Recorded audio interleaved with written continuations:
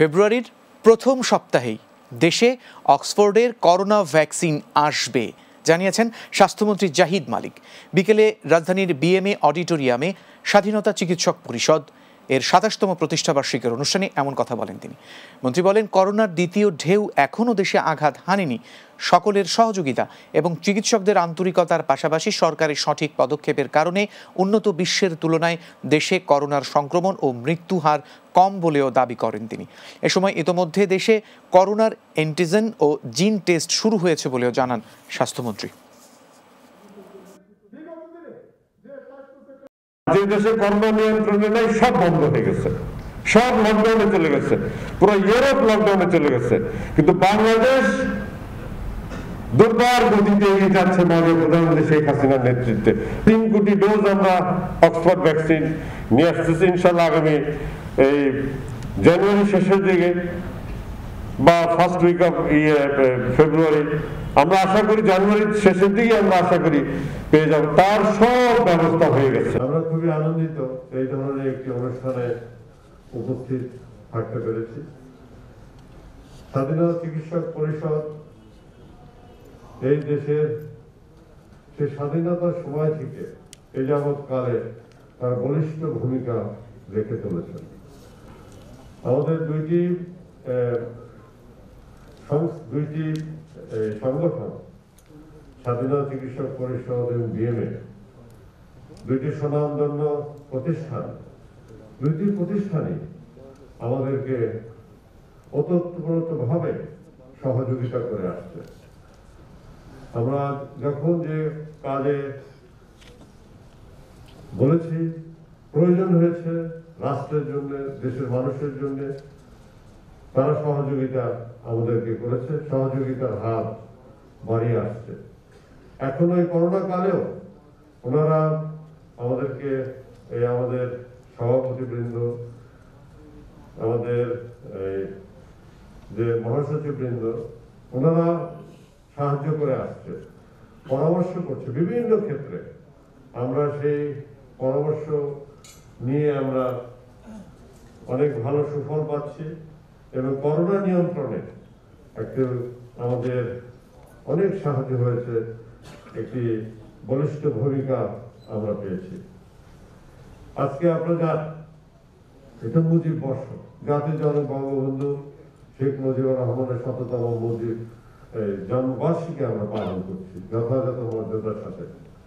তাই আমি স্মরণ করবো জাতির জনক বঙ্গবন্ধু শেখ মুজিবুর রহমানকে, সকল শহীদদেরকে, ওনার পরিবারের সকল শহীদ সদস্যদেরকে, এবং করোনায় যারা চিকিৎসা দিতে যেয়ে, সেবা দিতে যেয়ে যারা শহীদ হয়েছে, মৃত্যুবরণ করেছেন, আমাদের সেই প্রিয় ডাক্তারবৃন্দদেরকে, নার্সদেরকে এবং চিকিৎসায় যারা সেবা দিতে যেয়ে যারা অন্যান্য যারা মৃত্যুবরণ করেছেন, এবং আমাদের আরো যারা ফ্রন্টলাইন ওয়ার্কার যারা আছেন, পুলিশ সদস্য আছেন, সেনাবাহিনীর সদস্যরা আছে, বিভিন্ন মন্ত্রণালয় সদস্যরা আছেন, আমাদের সাংবাদিক ভাইরা আছেন, সকলেই যারা যারা মৃত্যুবরণ করেছে তাদের আত্মার মাগফিরাত কামনা করি, এবং যারা আক্রান্ত হয়েছেন তাদের প্রতি সহানুভূতি রইল এবং তাদের তাড়াতাড়ি সেরে উঠুক, আমরা সেই দোয়া করি। আজকে এটা স্বাধীনতা বিজয়ের মাস। বিজয়ের মাসেও আমরা বলতে পারেন যে আমরা আরেকটি বিজয় পেয়েছি মাননীয় প্রধানমন্ত্রী শেখ হাসিনার নেতৃত্বে। আপনার কিছুদিন আগে মাননীয় প্রধানমন্ত্রী ওনার বক্তব্য বলেছেন, টেলিভিশনে জাতির উদ্দেশ্য নিয়ে বক্তব্য রেখেছেন।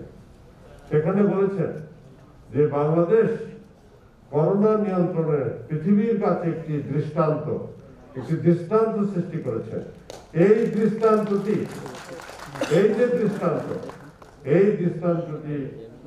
যে সৃষ্টি করেছে কারা?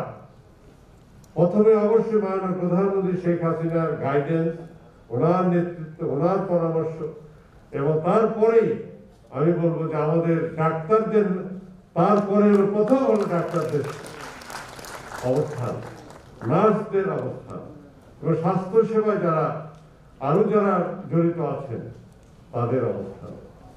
তাদের কারণেই করোনা চিকিৎসা দিতে আমরা সফল হয়েছি ভালোভাবে এবং আমরা নিয়ন্ত্রণেও রাখতে পেরেছি। পৃথিবীর কাছে এটা একটি উজ্জ্বল দৃষ্টান্ত। আপনারা জানেন, যখন এখানে করোনা শুরু হয় তখন কিন্তু এই বিষয়ে কারো জানা ছিল না, কিভাবে এটা আক্রান্ত হয়, কি একটা চিকিৎসা, এই বিষয়ে কারো জানা ছিল না। প্রথমে খুব আমাদের ভেন্টিলেটর নিয়ে আপনারা জানেন এক সময় তোল কালাম অবস্থা, টেলিভিশনে ডেইলি এটা নিয়ে আলোচনা। পরে দেখা গেল ভেন্টিলেটর থেকে বেশি প্রয়োজন হলো হাই ফ্লো নেজাল ক্যানুলা, অক্সিজেনের বেশি দরকার। কাজেই প্রথমে চিকিৎসা পদ্ধতিও বিশ্বে ভালো স্ট্যাবলিশ ছিল না। আমাদের এখানে আমাদের যে মেডিসিন সোসাইটি এবং আরো যারা অন্যান্য সোসাইটি যারা ছিলেন, তারা সহযোগিতা করে ট্রিটমেন্ট প্রোটোকল তৈরি করেছে, তাড়াতাড়ি ট্রেনিং এর ব্যবস্থা করেছে। তারপরে এই চিকিৎসা সারা বাংলাদেশে এই চিকিৎসা ভালো করে দেওয়ার ব্যবস্থা হয়েছে। আমাদের তো তখন কি ছিল আপনারা জানেন, আমাদের হাসপাতালগুলোতে সেন্ট্রাল অক্সিজেন লাইন ছিল না, অল্প কিছু হাসপাতাল ছাড়া এটাই অবস্থায়। আমাদের এখানে বাংলাদেশে কোনো পিপিই ছিল না, আপনারা জানেন, বিশ্বে কোথাও ছিল না। এই বিষয়গুলো আমরা সকলেই জানি। একটি মাত্র ল্যাব নিয়ে আমরা কাজ শুরু করেছি, কিন্তু আজকে তার পরিবর্তন হয়েছে। আজকে আপনারা জানেন প্রায় 110টি ল্যাবে পরীক্ষা হচ্ছে। আমরা 110টি ল্যাবে পরীক্ষা হয়েছে। সকল হাসপাতালে আলাদা বেড তৈরি করা হয়েছে। আমাদের ডাক্তারবৃন্দ এটা করেছে। একই হাসপাতালে 2 ধরনের চিকিৎসা দিচ্ছে। আপনারা তো জানেন, একটি হার্টের রোগীর চিকিৎসা দিতে কেউ ভয় পায় না, একটি ক্যান্সার রোগীতে চিকিৎসা দিতে কেউ ভয় পায় না, কোনো সমস্যা নাই। কিন্তু এই এমন একটা রোগ, এই করোনা ভাইরাসে, এর চিকিৎসা দিতে আলাদা রকমের ব্যবস্থা দরকার। আমার মা নিজে আক্রান্ত হয়েছিল, আমি একদিনও যেতে পারিনি। 15-20 দিন, 1 মাস ছিল হাসপাতালে, যেতে পারিনি। আমার বোন আক্রান্ত হয়েছে, 20 দিন হাসপাতালে ছিল, আমরা যেতে পারিনি। এই ধরনের সমস্যা, এই ধরনের রোগ, এই ধরনের ভাইরাস এটা, কাজে আমরা জানি এটা খুবই কষ্টকর। কিন্তু আমরা সকলে নিয়ে আমরা সেই পৃথিবীতে, আপনি আমেরিকার দিকে তাকান, ইউরোপের দিকে তাকান, ভারতের দিকে তাকান, তাদের মৃত্যুর হার দেখেন। আমেরিকাতে 3 লক্ষ লোক মারা গেছে, ভারতে প্রায় 2 লাখ লোক মারা গেছে। সেই তুলনায় বাংলাদেশ অনেক ভালো আছে। কারণ সেই ভালো থাকার জন্য আপনারা সকলে, আমরা সকলে একযোগে আমরা কাজ করছি।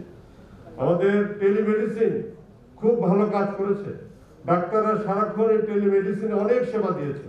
80% রোগী তো বাসায় ছিল, বাসা থেকে সেবা নিয়েছে। সেই সেবাগুলো আমরা দিতে সক্ষম হয়েছি। আমাদের এখানে এখন টেস্ট শুধু আর্টিফিশিয়াল টেস্ট হচ্ছে না, আমাদের সেই অ্যান্টিজেন টেস্ট শুরু হয়েছে, আমাদের জিন এক্সপার্ট দিয়ে টেস্ট শুরু হয়েছে। আমরা শুধু তাই নয়, আমরা এর মধ্যে ম্যান পাওয়ারও বাড়িয়েছি। যে ম্যান পাওয়ার নিতে 1 বছর লাগে, 15 দিনে 2000 ডাক্তার, 4000 নার্স আমরা নিয়োগ দিয়েছি। মাননীয় প্রধানমন্ত্রীর সহযোগিতায় এটা সম্ভব হয়েছে। আমরা চেষ্টা করছি, আপনাদেরকে নিয়েই চেষ্টা করছি। এখন আপনারা জানেন ইনসেন্টিভের কথা এখানে আসছে। ইনসেন্টিভ মাননীয় প্রধানমন্ত্রী ঘোষণা দিয়েছে। আমরা ইনসেন্টিভ দেওয়ার জন্য যা যা পদক্ষেপ দরকার, এটা শুরু হয় আমাদের ডিজি অফিস থেকে।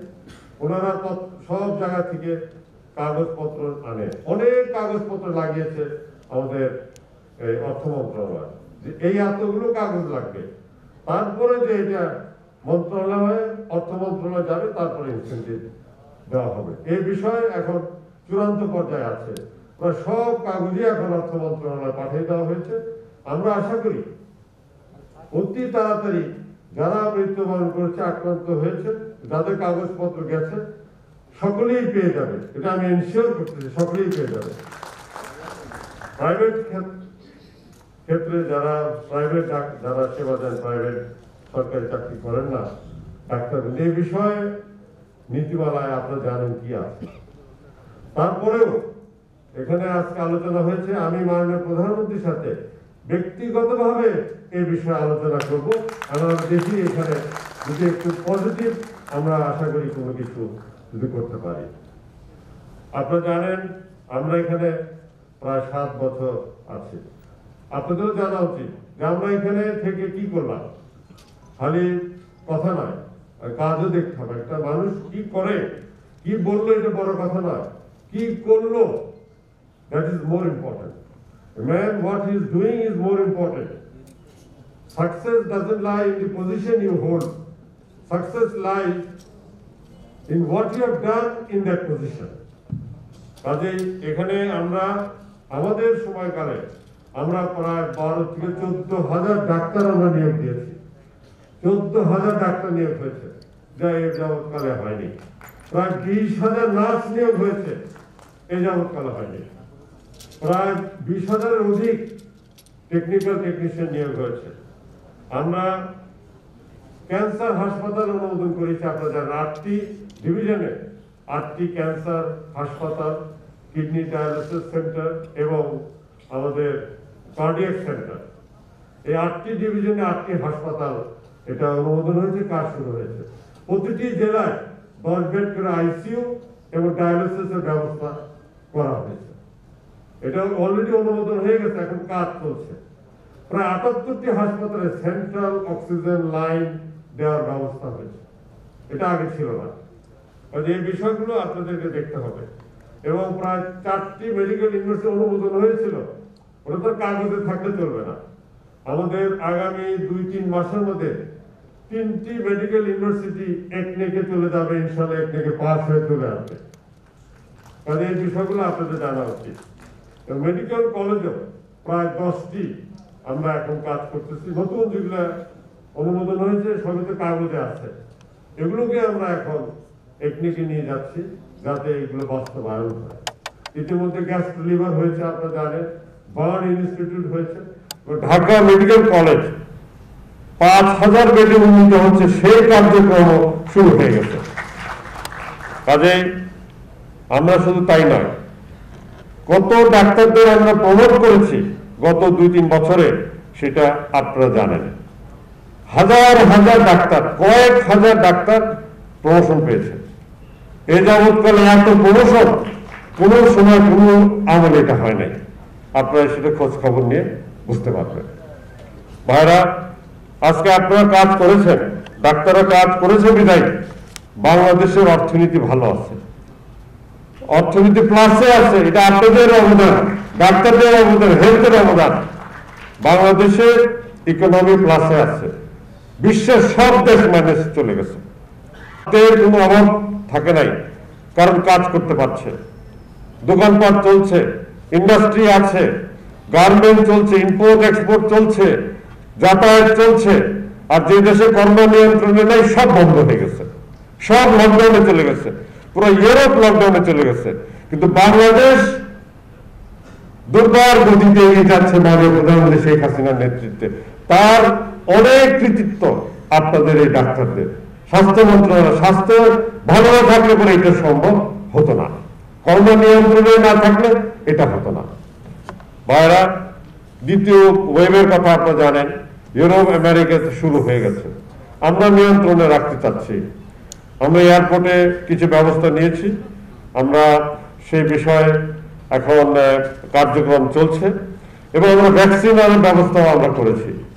ভ্যাকসিন আনার জন্য আপনারা জানেন 3 কোটি ডোজ আমরা অক্সফোর্ড ভ্যাকসিন নিয়ে আসতেছি। ইনশাল্লাহ আগামী এই জানুয়ারি শেষের দিকে বা ফার্স্ট উইক অফ ফেব্রুয়ারি, আমরা আশা করি জানুয়ারির শেষের দিকে আমরা আশা করি পেয়ে যাব। তার সব ব্যবস্থা হয়ে গেছে, এখন শুধু আমাদের অপেক্ষা যে ওই ভ্যাকসিনটা তৈরি হওয়া এবং অনুমোদন পাওয়া। কাজে এই বিষয়গুলো আপনাদের জানা দরকার। এই বিষয়গুলো এই সুযোগে আমি আপনাদেরকে জানিয়ে দিলাম।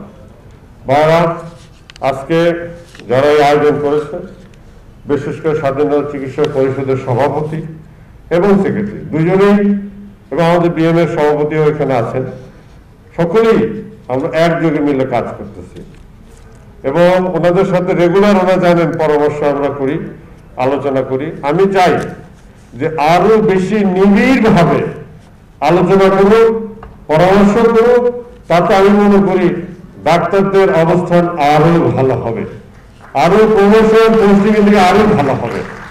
এটা